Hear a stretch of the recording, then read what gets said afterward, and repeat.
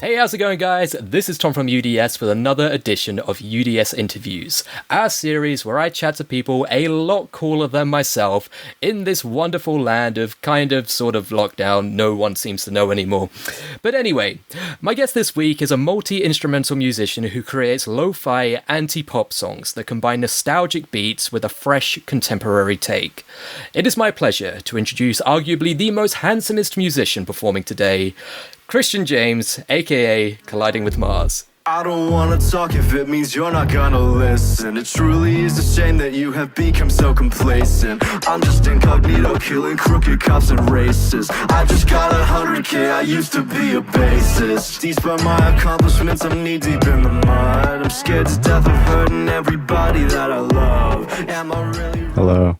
How are you doing in these strange times that we live in? That was a wonderful intro. Thank you. I speak no lie. I'm good. I used to live in LA. I'm living in a state that I will not disclose publicly on the internet right now. I lost both of my jobs in LA due to COVID, I had to move back home with my parents with my girlfriend. So that's why everything's a mess right now. But overall, I'm like pretty good. Like mentally, moving away from LA was probably like the best thing that could have happened because I was just like feeling absolutely crippled mentally. And then I left the city of smog and I made it back here. And like immediately, I just like felt amazing. It's like such trite garbage to be like, oh, I'm a musician, and suddenly I just blossomed with all these new songs. But like literally, like it felt like there was a mental blockade on me right when I was assembling all the furniture and putting it all in the U-Haul and whatnot. And then once I touched down here, like immediately, like my vision, with like the gamma in my vision was turned up and like the saturation was turned up, and I was like happier again, which was cool. But yeah, I'm doing okay. That's amazing. Yeah, sometimes full disclosure, I'm in exactly the same boat. I'm in the real world. My job also went in this entire catastrophe that we live in. But you gotta look at the positives, and I absolutely agree that sort of having being shaken out of either a comfort zone or a rut or whatever you want to call it, it does invigorate you creatively, and it does allow you to step out of just the routine. And it can be a super positive thing as long as you've got like the best attitude going into it. So I see where you're coming from. But for the people who may not have heard of you yet, the unfortunate few, might I add, could you quickly introduce Colliding with Mars? Hi, I'm Colliding with Mars. It's not a band. It's just me. I make like the 2020 equivalent of like alternative rock, basically. Just rock inspired music with hip hop influences and all sorts of jumbo from my personal tastes. I don't know. I'm like the emo Bisquick. I'm like the emo Aries. I don't know. Like a lot of people like to pin my music as just like I guess like generic like sad boy sings music. But I'd like to think that I'm more than that. Like I use Absolutely.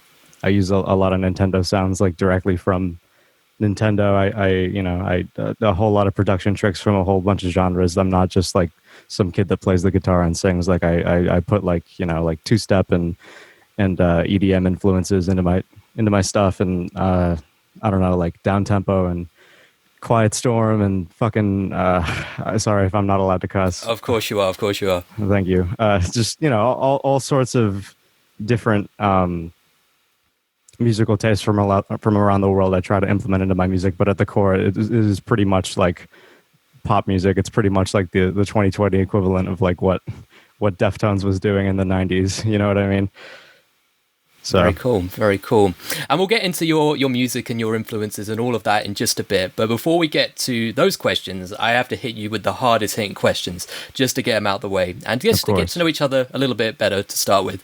And so I have to ask you, if you yourself, and by extension Colliding with Mars, was a sandwich, what kind of sandwich would you say best represents you? That's a great question. That's like oddly like a really great question. It's like a Rorschach text, but tastier. Yeah. Well, I'm a vegetarian, and I'd assume by conjunction that my project would also be vegetarian. So I'd say it'd probably be like a roasted or grilled tofu banh mi.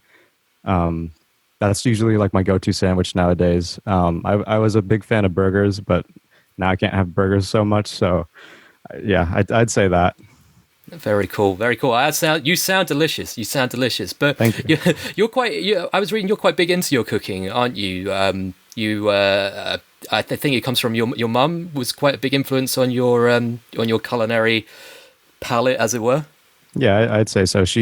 My dad doesn't cook at all. My dad doesn't know how to cook at all. But my mom, I'm half Filipino. I'm half Italian. My mom is the Filipino one, and she's like I grew up with just a bunch of Filipino dishes that she was making, along with the American stuff that my dad wanted to eat. So that influenced me, like for a lot of my life before I had moved out of my parents' house and like before I had graduated high school. I had no desire to cook at all, and then I moved out and I had realized that there was like it was very strange because I'm only 20 years old now, and but looking back at like how like completely stupid you are when you're a kid, and how the things that you don't realize that are just so obvious. Like I didn't realize I could have more food than what my mom was making. You know what I mean? It just never occurred to me before. It's like it's like when I was 4 years old, it never occurred to me that there could be clouds at night. I just thought that all the stars disappeared sometimes, but like Yep. just like shit like that.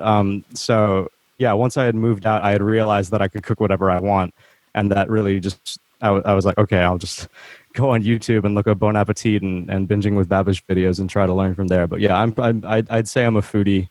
Right now, right now is the worst time in the world to be a foodie because you can't go out and eat anything. But it's also good because I get to practice my cooking skills at home, of which I don't have that many. I'd say I'm like a level 10 ranger of cooking. I'm not exactly the best, but I can get the basic Get the job missions done. done. Yeah. So have you got any comfort dishes that you've been having a lot of during like lockdown quarantine time? This is gonna sound so young of me, or I suppose, but I like avocado. I know a lot of people don't like avocados, but I really enjoy avocados, and like avocado toast or some blend of having a fried egg on a bagel with cream cheese and avocado seasoned with like some red pepper seeds and whatnot. Like that's just like it's so easy to make, and it's such a perfect concoction of like you get all your vitamins and you get all your nutrients, and it's tasty. That's really good. I also like making. I really like cheese, which is a problem. But I also really like making like an advanced version of mac and cheese, where it's mac and cheese, but it has all sorts of assortments from different types of pastas. So it's like at its core, it's mac and cheese, but you have like a bunch of different Italian seasonings, and then there's like whatever I'm feeling that day, whatever I feel would fit inside of the pot while I'm cooking it. I suppose that would work. I'm not like throwing in like chicken heads or anything, but you get what I mean. I mean, that all sounds amazing. I'm a big fan of avocado as well, and don't get me started on cheese. Stick a slice of brie in front of me, and I'm going to put on 20 pounds there and then. But I'm really tempted to try and branch this out for you and try and think of some sort of cooking channel that plays on Colliding with Mars. But I'm not that creative, so the best I've got is Cuisine with Mars so far. But I think there's legs with that. I think you could combine the music with cooking, have a full soul from all the music and a full stomach from good food. I think there's something there. I'll definitely consider it whenever someone like even if it's just a joke, if someone like makes a suggestion at me that could be another venture into something I'm doing, I'm always like, oh yeah, I could do that. I could actually do that maybe. But I don't know anything about video editing, unfortunately, or I don't know anything about lighting or shots or anything like that. I took a class in college about video editing as well, and I don't remember a single thing about it. I'm so compared to audio editing and compared to working on music, like it's so difficult for me. Anything video wise is so difficult. That's why all the visualizers for my songs are like me in my room just like dancing, or me in my room playing video games, because I don't want to attempt to be like, oh yeah, I know what I'm doing, so I'm just gonna blatantly be like, I don't know what I'm doing. You know what I mean? Here's me dancing to my own song for 3 minutes. That's the best I can do, Well, genuinely. there's something so authentic about that, rather than like trying to do something way too pretentious or something that isn't you. Doing something which is just, it is, as you say, Colliding with Mars is a personal project, so it makes sense that the music videos would infer that and exude that attitude. So I think even if you did have the skill, I wouldn't want it any other way as a fan. I think that's the best way of doing it. Also, never take any of my ideas on, because they're all terrible. So I just want to caveat that now. Like, just don't do it. But Noted. but anyway, speaking of better ideas, I was seeing on your Twitter earlier that you're teasing a new single in the next day or two. Yes. Can you give us a little bit of the scoop on that? Yeah, I'm sure by the time that this is out that the song will be out by then. Yeah, probably. Yeah. But yeah, I have a new song. It's called. I actually have two new songs that I'm not going to tell anybody. The second song is always going to be a surprise. But I have two new songs out now, probably, definitely in the future. But I have two new songs out. The A side is called Twilight Princess, which is based off of. Well, it's not based off of the game Twilight Princess, but it did have a huge impact on me, and I feel like the ethos of the song really, like the topic of the song really reverberated with the gloominess of that game. So I figured they fit well, especially because I didn't really have a title for the song. So I was here. And then the B side is a song called The Ballad of the Man in Second Place, which is a piano ballad with two-step influence. So if you're into like UK garage or proto dubstep or like burial or fortet or any of those beautiful men from the UK, it's a piano ballad with like two-step influence. So that's pretty cool. That's interesting. But yeah, I completely forgot that I was supposed to promote it, and the song's coming out. The day that we're recording this is September 14th. It comes out tomorrow, September 15th, 2020. And like I had submitted the song a month in advance, and I have like a bunch of music that I already have submitted.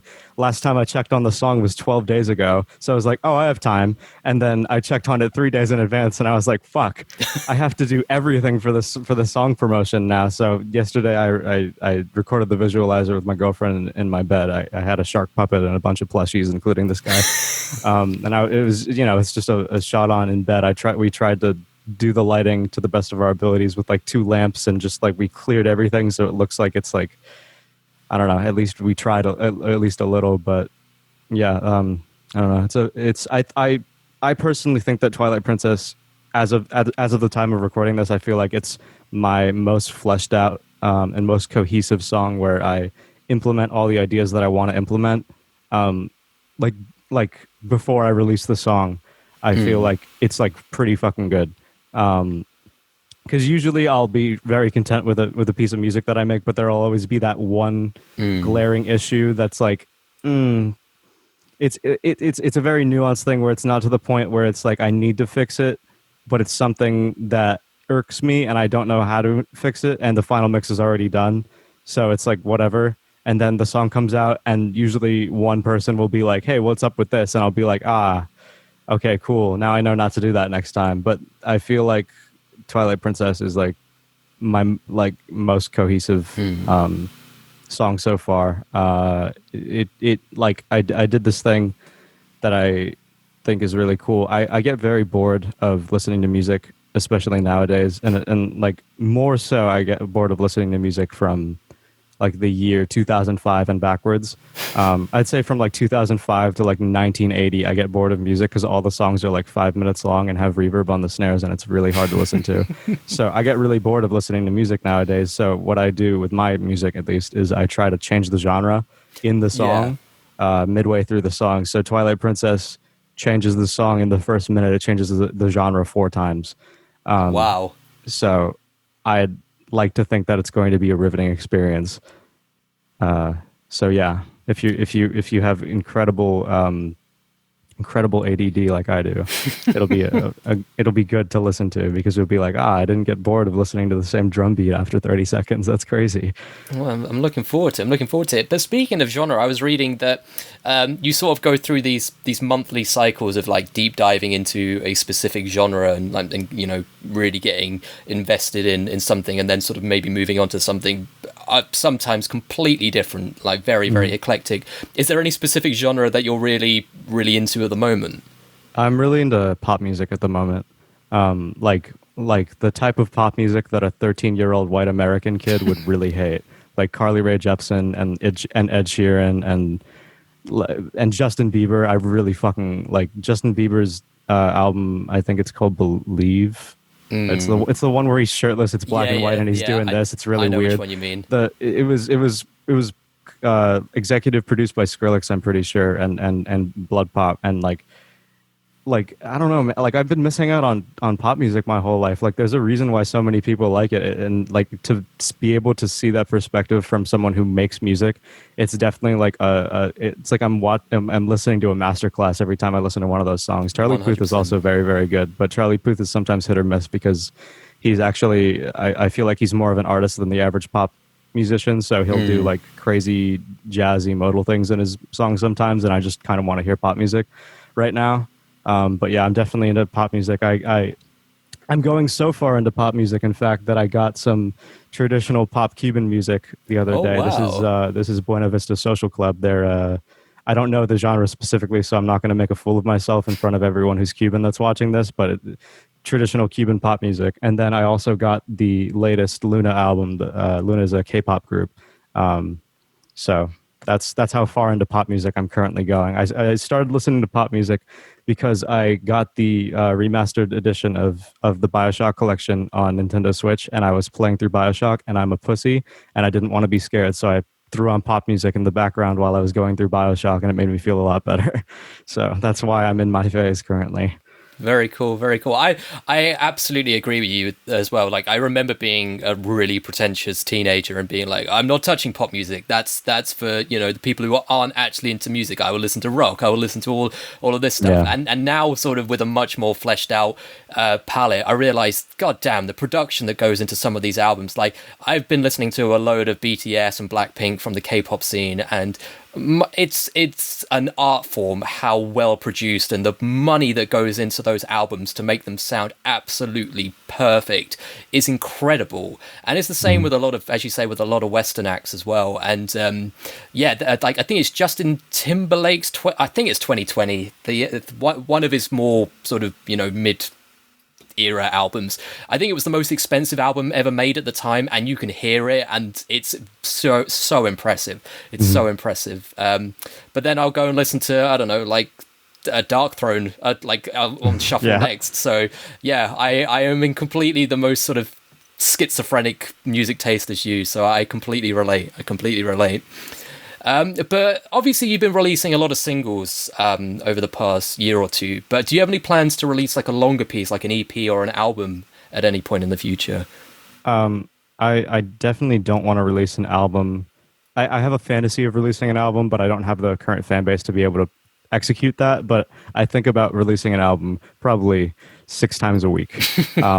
And I think about what I'm going to do for the album like 6 times a week, and the album doesn't exist yet. There's not a single song written for it, but I'm just like, I want there to be a 10-minute song on there. I want to do a song with Thank You Scientist. I want to do a song with this person. I want to do I'm friends with Adam Dobbie from the band Sauce, the instrumental band Sauce, and his guitar teacher is the lead guitarist of Thank You Scientist. So I'm like, yes, wow, I got that in the bag. You got an in.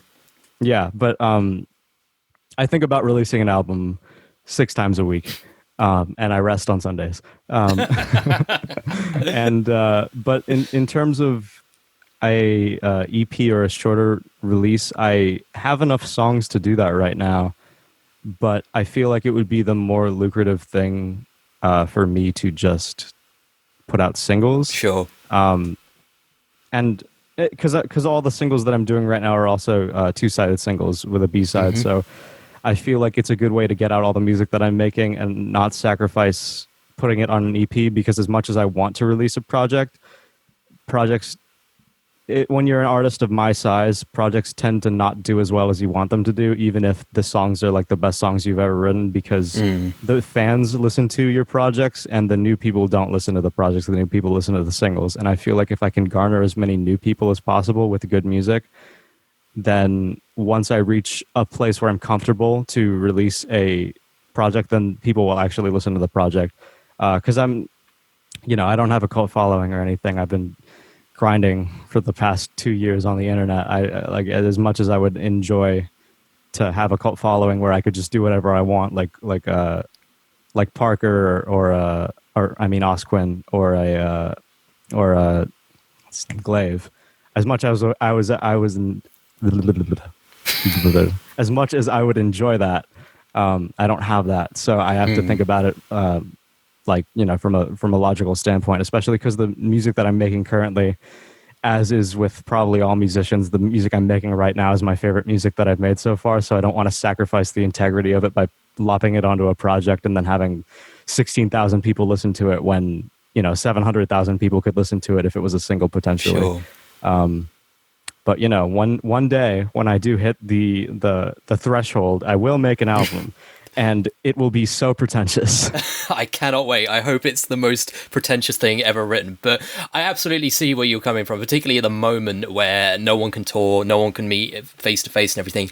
Being at the top of digital socials or news coverage or whatever like that, you need to be constantly producing stuff to make sure that you're not spiking and then dying off. You need to sort of keep sort of that top level. So it definitely makes sense. It is just selfish as a fan, just wanting that big old dump of stuff all in one go. Dump is a very poor term. I shouldn't have used that term, but I hope you know what I mean. It's all good. No, I guess what you mean.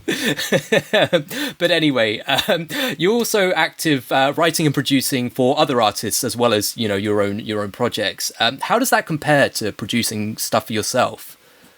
It's a lot easier.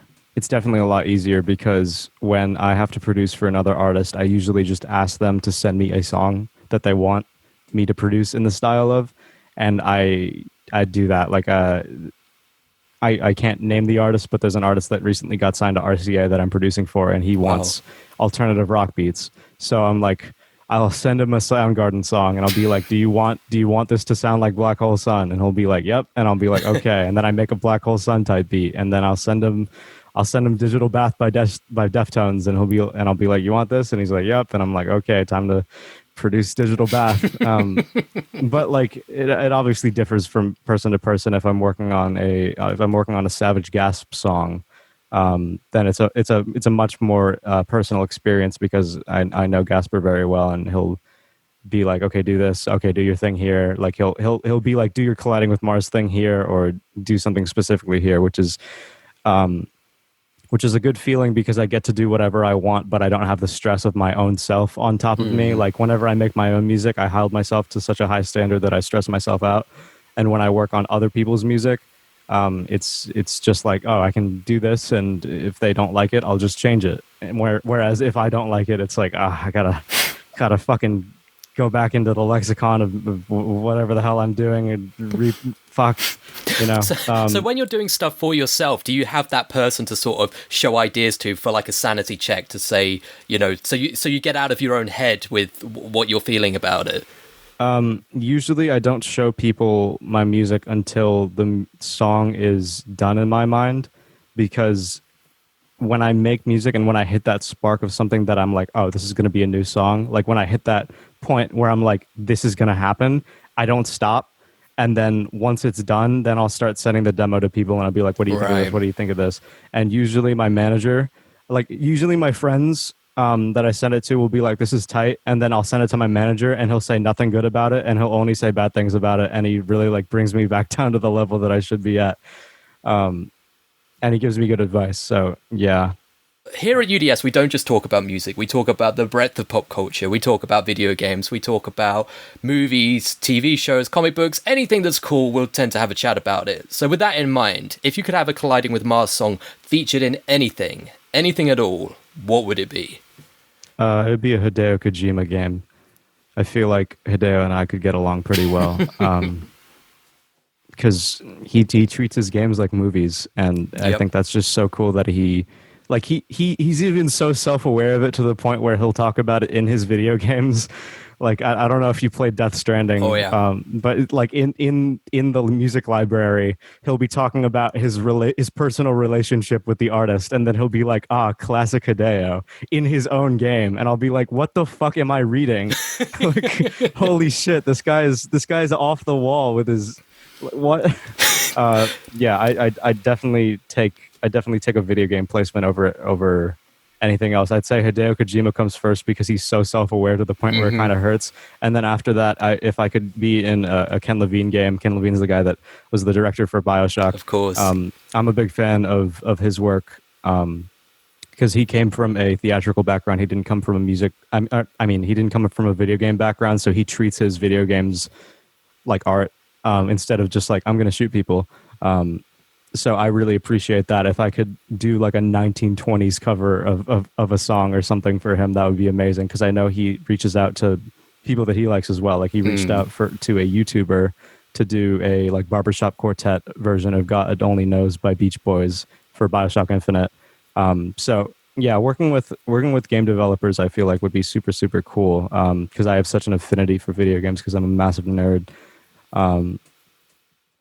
I'd say that above anything else. I don't really particularly have a desire to like be in a movie or anything. Even though I'm a big fan of film, I feel like I don't fit in the film industry as much. Like I could see myself making a video game OST over scoring a film. Because whether it be my age or whether it be just the creative freedom that you have in video games opposed to movies, because movies is like or films are just like this set thing. It's like this is going to be the thing for 2 hours and nothing's going to change, and we have 800 people working on this film, but it's going to be this way. And then in video games it's like we have 800 people working on this video game, but it can go any way we want. I don't know, I feel like that's really it. I guess it would be a fantasy of mine to work in some context with the Safdie brothers in terms of film, the same way that One Of Trick's Point Never worked on Uncut Gems and he worked on the Good Times soundtrack. I feel like that would be cool. If I worked with Robert Eggers for whatever one of his films, I feel like that would be cool. And if I worked with Denis Villeneuve for one of his films in some sort of way, I feel like that would be cool. But they all have very serious, like I guess that's my favorite genre of film is serious, and I feel like my music just doesn't fit there. I feel like I could definitely hear myself over Norman Reedus like falling down a mountain as opposed to like Jake Gyllenhaal like killing somebody in a very graphic manner. Timothy Chalamet walking very angsty across a beach somewhere. Yeah. But yeah, I absolutely see the Hideo connection. I can see your music working so well there, and I just love him. In the trailer for Death Stranding, he put in a 20-year-old Apocalyptica track rather than thinking of anything like contemporary or, that might get the zeitgeist. He's just like, what's in my iPod at the moment? Because he still uses an iPod. And it's like, Apocalyptica, I love them. And then like he'll tweet about Evanescence every now and then. I'm like, I would get on so well with you. I could get on so well with you. But yes. Never fear, we are the biggest nerds going. So you are speaking our language. But other than the 2 tracks that are coming out imminently, what does the rest of the year have in store for you? Let me check my folder of unreleased music. I don't know the order in which it's going to come out. I kind of have a rough idea, but let me see. It's loading. Ha ha ha. New songs. Okay, I just straight up have a 2-step song that I'm going to release as a B-side. I have a punk song that I'm going to release as a B-side. I have an acoustic 90s type song that I might release. I'm not sure, and it has to be completely reworked, but it's very inspired by like Incubus. If you're a big fan of their 1999 to 2001 era, it's kind of like that. It kind of sounds like Drive, which it was very inspired by. I have the 2 songs that I mentioned. I mentioned the punk song, and then I have 2 songs that are I have 3 songs that are very much like Colliding with Mars songs that I know for sure are going to be A-sides. I have a hyperpop song. I have another Colliding with Mars type song where it changes genres a bunch. And then I have a cover of a song by the artist Eden, which I thought would be pretty funny because everyone tells me I sound like Eden. So I was like, fuck it, I'll just cover one of his songs for you people. I have a cover of his song 2020, which I enjoy a lot, but I feel like that song is too slow. So I wanted to hear the song the way I wanted to hear the song, because the song, from a writing standpoint, from like a songwriting standpoint, is very well written. But in terms of the sonic palette, that song is pretty much like an acoustic guitar and his voice very slowly for 1 minute and 30 seconds. And then the second half of it is like drum and bass with acoustic drums for the second half. And I'm like, this could have had so much more going into it. I understand that it's your style, and I understand that you're like very like low key these days, Eden. But God, you could have done so much more with that song. So I did more with that Hold song. my beer, I'm gonna do it better. Yeah, literally, no offense. That sounds like such a fucking dick thing to say. I'm so sorry. For now, the way we end our interviews is asking our most traditional question, and that is, we are UDS, which stands for Upside Down Shark. And no idea why we're Upside Down Shark. We're just in way too deep to change it now, so we're pretty stuck with it. But with that in mind, what is your favorite shark? And it can be real, it can be fictional, something from a movie or something from real life. But what would be your favorite shark? I feel unprepared for this question. You were much more prepared for the sandwich question. Yeah, I guess my favorite shark would be the puppet shark that I used for the visualizer the other day. Do you mind if I run and go get it right now? Please do. I would. All right. I would not want nothing more. 1 second. That's so much bigger than I thought it would be. Oh yeah, this is the shark that Craig Ferguson used on his. Well, this isn't the exact shark, but it is a copy of the shark that Craig Ferguson used on his late night on the Late Late Show in like the 2010s or so. But yeah, it's a very big guy. Hello. Does he I'd have say a he's name? my favorite. No, he doesn't have a name. But you know, I don't know much about marine biology, especially sharks. So I would just like have a gut reaction or something and be like, oh, I like hammerhead sharks or whatever. But I don't really know a lot about sharks, so I figured that this would be the best bet. This is a personal entry, so I'm very. This is better than anything else you could have come up with. I feel like there needs to be some sort of straw poll thing to find out what its name is going to be, though, because I feel like he's incomplete without a name, or she. I don't want to assume gender of the shark. Yeah, but I mean, the double rows of teeth is pretty threatening. I'm not going to lie, but yeah, the teeth are very realistic, which is very concerning. But oh my god. I cannot wait to see this in a music video. I'm thrilled to have this sneak preview. Yeah, this might actually be like a recurring thing in my music. That'd be kind of cool. Very cool. Well, sure. if whenever we can tour again, and if you ever find yourself over this side of the pond, I really hope it comes with you so that we can do an interview in person with a real shark between us. That'd be sick. And then I'd just be doing this the whole time while I'm talking with the mic up to my mouth. It's a day. We'll film it with just the shark in shot, like proper the Muppet style editing. I'm so down. I'm so down. But anyway, it's been an absolute pleasure chatting to you today. The last serious question I have to ask you is, where can people find you online? I am everywhere and I am nowhere. I am everything and I am nothing. I'm colliding with Mars. So every major streaming service, probably not the Chinese ones because I don't know anything about that. I'll be on VK soon. If you're Russian, I'll be on VK soon. I'm on Instagram. I'm on Twitter. I don't use SoundCloud anymore. I'm on YouTube.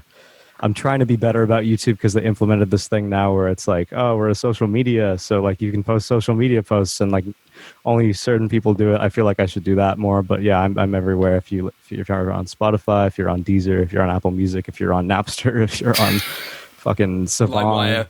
Yeah, LimeWire. Maybe not that one. But yeah, I'm everywhere. Very cool, very cool. As I say, it's been an absolute pleasure chatting to you today, and Thank you. Yeah, hopefully we can do this in person when the world is a little bit less in the toilet. Absolutely. It was a pleasure to be on here. Thank you very much. The pleasure is all mine. And for anyone listening at home, make sure to listen to Colliding with Mars wherever you find good music. All the links we've mentioned, I'll put in the description below, like a good person, and even maybe not the LimeWire one, but you get what I mean. Hit subscribe for all sorts of cool interviews with all sorts of creative folk. We got a Spooky Ghost Boy. We even got Napalm Death. I mean, I don't know how, but we got them. And yeah, we'll catch you next time, because I'm bad at outros. Bye. Terrified of everyone.